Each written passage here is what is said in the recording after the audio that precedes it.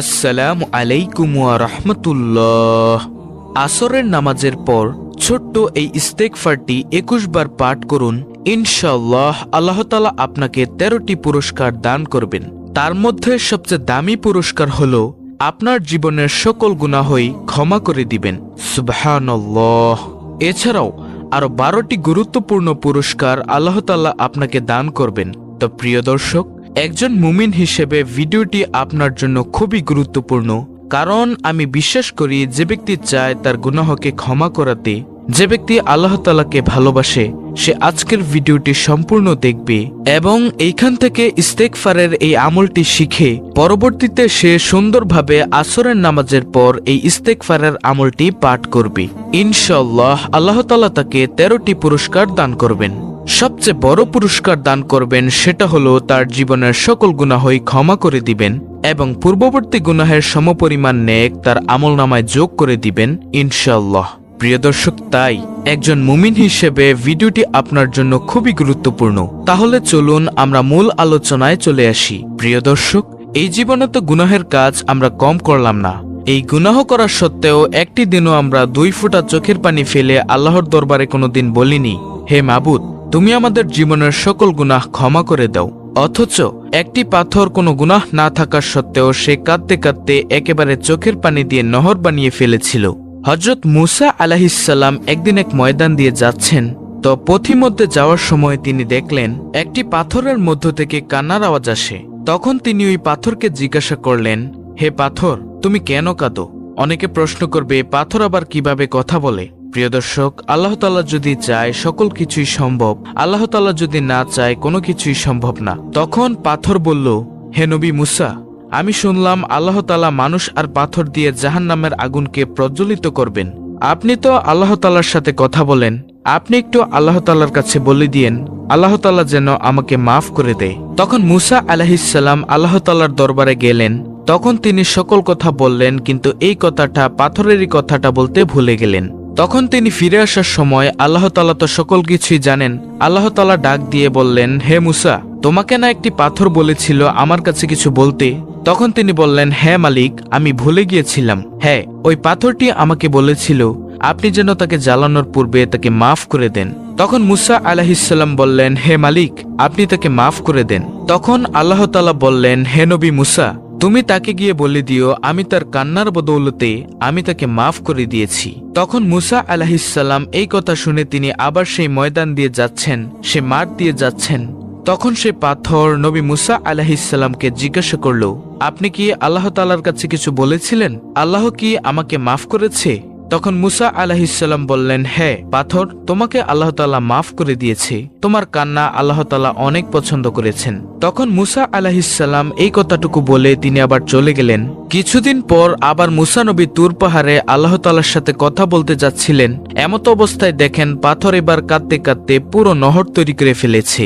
তখন মুসা আলাইহিসসালাম বললেন, হে পাথর, তোমাকে তো আল্লাহ তাআলা মাফই করে দিয়েছে, তারপরও তুমি কেন কাঁদো? তখন সেই পাথর উত্তর দিল, এটা সারা দুনিয়ার মানুষের জন্য, মুসলমানের জন্য একটি এলার্ম স্বরূপ। তখন এই পাথর বলল, যে কান্নাকে আল্লাহ তাআলা এত পছন্দ করেন, যে কান্নার কারণে আল্লাহ তাআলা আমাকে মাফ করে দিয়েছেন, আমি বুঝতে পেরেছি আল্লাহ তাআলা কান্নাকে খুবই পছন্দ করেন, তাই আমি আরো বেশি কান্নার পরিমাণ বাড়িয়ে দিয়েছি। সুবহানাল্লাহ। প্রিয় নবী সাল্লাল্লাহু আলাইহি সাল্লাম বলেন, আমার কোনো উম্মতের গাল বেয়ে যদি 1 ফোঁটা চোখের পানি ফেলতে পারে, সেই পানি জমিনে পড়ার আগেই তার সকল মনের আশা পূরণ করা হয় এবং সকল গুনাহই ক্ষমা করে দেওয়া হয়। সুবহানাল্লাহ। কান্নাকে আল্লাহ তাআলা এতটাই ভালোবাসেন। হাসরের ময়দানে যখন জাহান্নাম দৌড়িয়ে আসবে সমস্ত গুনাহগারকে ধ্বংস করার জন্য, তখন আল্লাহ তাআলা ফেরেশতাদেরকে বলবেন, হে ফেরেশতারা, আগে আমি বিচার কার্য শেষ করে নেই, তোমরা একটু পানি ছিটিয়ে দাও জাহান্নামের গায়ে। তখন পানি ছিটিয়ে দেওয়া হবে এবং জাহান্নাম দ্রুত পিছনে চলে যাবে। আর সেই পানিটি হলো বান্দাবান্দি যে এই দুনিয়াতে থেকে আল্লাহর দরবারে কেঁদেছে, সেই 1 ফোঁটা চোখের পানি। সুবহানাল্লাহ। প্রিয় দর্শক, চোখের পানির এতটাই দাম।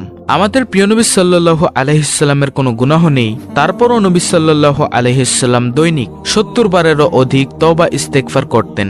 অথচ আমাদের গুনাহের কোনো শেষই নেই। আমরা একটুও ভয় করি না আল্লাহ তাআলাকে, আমরা একটুও ভয় করি না আল্লাহ তাআলার ওই কঠিন আযাবকে। প্রতিনিয়ত আমরা গুনাহ করেই যাচ্ছি প্রিয় দর্শক। তাই আজকের ভিডিওতে যে আমলটির কথা বলবো, উক্ত আমলটি আমরা সুন্দরভাবে শিখে আল্লাহর দরবারে উক্ত আমলটি আমরা করব। ইনশাআল্লাহ আল্লাহ তাআলা আমাদের সকল গুনাহই ক্ষমা করে দিবেন। সুবহানাল্লাহ। নবীজি হাদিসের মধ্যে বলেন, হে আমার উম্মত, তোমরা যদি গুনাহ না করতে এবং গুনাহ করে সাথে সাথে আল্লাহর দরবারে ক্ষমা না চাইতে, তাহলে আল্লাহ তাআলা তোমাদেরকে উঠিয়ে নিত। আল্লাহ তাআলা দুনিয়াতে এমন একদল জাতি প্রেরণ করত যারা গুনাহ করত এবং আল্লাহ তাআলার কাছে সাথে সাথে ক্ষমাও চাইত। সুবহানাল্লাহ। প্রিয় দর্শক, ক্ষমাকে আল্লাহ তাআলা এতটাই ভালোবাসেন। তাই আসুন আজকের এই ভিডিওর আমলটি আমরা মনোযোগ সহকারে করি। প্রিয় দর্শক, এই দিনের সময়ের মধ্যে একটি গুরুত্বপূর্ণ সময় হচ্ছে আসরের নামাজের পরের সময়টুকু। এই সময় আল্লাহ তাআলার দরবারে কোনো বান্দাবান্দি যদি কিছু চায়, আল্লাহ তাআলা সাথে সাথে তার মনের আশা পূরণ করেন। তো আমলটি করার জন্য আপনাকে সর্বপ্রথম পবিত্রতা অর্জন করতে হবে। আর পবিত্রতা হলো ঈমানের অঙ্গ। নবী সাল্লাল্লাহু আলাইহি ওয়াসাল্লামের হাদিস, যে ব্যক্তি অপবিত্র থাকে তার কোনো ঈমানই নেই, কারণ পবিত্রতা হচ্ছে ঈমানের অঙ্গ। তারপর আপনি আসরের নামাজটুকু সুন্দরভাবে আদায় করবেন। তারপর আসরের নামাজ আদায় করার পর সুন্দরভাবে ধ্যানে বসবেন। তারপরে নবী সাল্লাল্লাহু আলাইহি ওয়াসাল্লামের উপর যেই দুরূদি পারেন প্রিয় দর্শক, কমপক্ষে 7 বার দুরূদটি পাঠ করবেন। সবচেয়ে ছোট দুরূদ হলো সাল্লাল্লাহু আলাইহি ওয়াসাল্লাম। যেই দুরূদি আপনি পারেন প্রিয় দর্শক, সেই দুরূদই আপনি 7 বার পাঠ করবেন। তারপরে আপনি একটি ইস্তেগফার পাঠ করবেন। আর সেই ইস্তেগফারটি হলো আস্তাগফিরুল্লাহ, আস্তাগফিরুল্লাহ, আস্তাগফিরুল্লাহ। সবচেয়ে ছোট্ট ইস্তেগফার, এটা আপনি 21 বার পাঠ করবেন তওবা করার জন্য। তারপর আবার নবী সাল্লাল্লাহু আলাইহি ওয়াসাল্লামের উপর 7 বার সাল্লাল্লাহু আলাইহি ওয়াসাল্লাম এই দুরূদটি পাঠ করবেন। এইবার আল্লাহ তাআলার দরবারে মোনাজাত করিয়া সকল গুনাহের জন্য ক্ষমা চাইবেন। আল্লাহ তাআলা এই ইস্তেগফারের বরকতে সকল গুনাহই ক্ষমা করে দিবেন ইনশাআল্লাহ। এছাড়াও আপনাকে 13টি উত্তম পুরস্কার দান করবেন।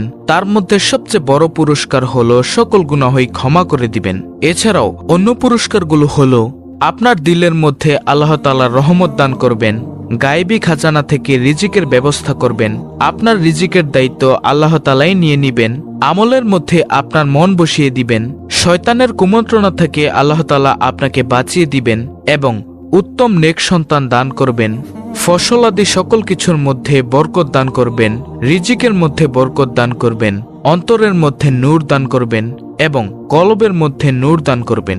তখন আপনি দেখবেন যত আমল করবেন তত আমলই ভালো লাগে। ওই যে সকল গুনাহ ক্ষমা হয়ে গেছে এবং শয়তান আপনার অন্তর থেকে চলে গেছে।